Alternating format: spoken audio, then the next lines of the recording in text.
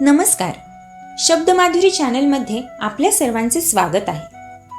आज आपण मृग व आर्द्रा नक्षत्राची कथा बघणार आहोत. शिवमहिम्न स्तोत्रात 22व्या श्लोकात ही कथा आली आहे. ब्रह्माने सृष्टीची निर्मिती केली. सृष्टी निर्माण करताना स्त्रीचीही निर्मिती केली.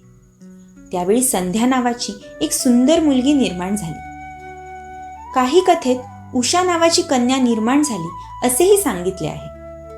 त्यामुळे नात्याने ती ब्रह्माची कन्या झाली.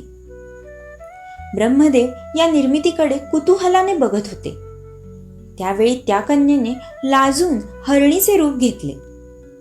त्यावेळी ब्रह्मदेवानेही हरणाचे रूप घेतले. हे दृश्य बघून शंकराला क्रोध आला. ब्रह्मदेवाला त्यांची चूक उमगली. शंकरापासून स्वतःला लपवण्यासाठी ब्रह्मदेव आकाशात गेले आणि संकोचाने स्वतःला मृग नक्षत्रात परिवर्तित केले.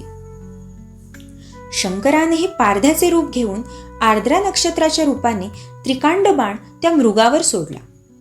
अद्यापही मृगशीर्ष म्हणजेच मृग नक्षत्र आर्द्रा नक्षत्राच्या पंखयुक्त बाणाने त्रस्त झालेले आहे. ही कथा रूपकात्मक आहे. यामध्ये खगोलीय वर्णन केलेले आहे. ब्रह्मदेव याचा अर्थ विश्वाची निर्मिती होणे. संध्या अथवा उषा हे म्हणजे दिवसाचे प्रहर निर्माण झाले. उषा अथवा संध्येकडे कुतूहलाने बघणे म्हणजेच पहाट किंवा संध्याकाळच्या प्रहरातील प्रसन्न वातावरणात रमणे.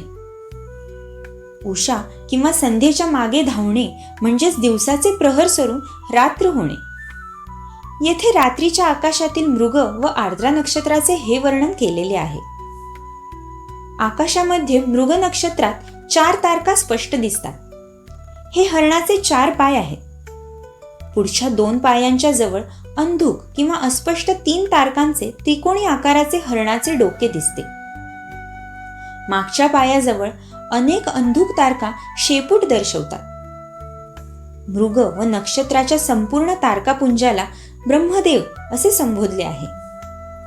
मृग नक्षत्राच्या पोटात म्हणजेच 4 तारकांमध्ये एकरेषीय 3 तारका असतात. त्यांना त्रिकांड बाण असे संबोधलेले आहे. कारण शंकराकडे त्रिकांड बाण असतो अशी कल्पना आहे. या त्रिकांड बाणानेच शंकराने त्रिपुरे उद्ध्वस्त केली ही कथा आपण बघितलेली आहे. या 3 तारकांच्या मागे एक निळसर व्याधाचा तारा दिसतो.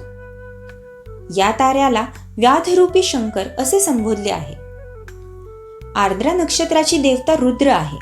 म्हणून या खगोलीय वर्णनाचा संबंध शंकराशी लावला असावा असा माझा तर्क आहे. अशा प्रकारे पुष्पदंताने शिवमहिम्न स्तोत्रात या श्लोकाचे वर्णन केलेले आहे. या पुराण कथेवरून आपले खगोलीय ज्ञान किती प्रगत होते याची कल्पना होते. साधारण 8 जूनला सूर्य मृग नक्षत्रात प्रवेश करतो. या काळात शेतकरी मशागतपूर्व कामे करतात. ही पावसाळ्याची सुरुवात असते. साधारण 22 जूनला सूर्य आर्द्रा नक्षत्रात प्रवेश करतो. रुद्रचा अर्थ ऋतू म्हणजेच ऋतू द्रवणारा, ऋतू स्त्रवणारा म्हणजेच पृथ्वीला रजस्वला करणारा पाऊस. आपल्याकडे नक्षत्रावरून म्हणी तयार झाल्या आहेत. आला आर्दोडा, झाला गरदोडा. गरदोडा म्हणजे चिखल. म्हणजेच आर्द्रात पाऊस झाला की चिखल होतो. शेतकरी नक्षत्राच्या गणितावरून शेतीची कामे करतात.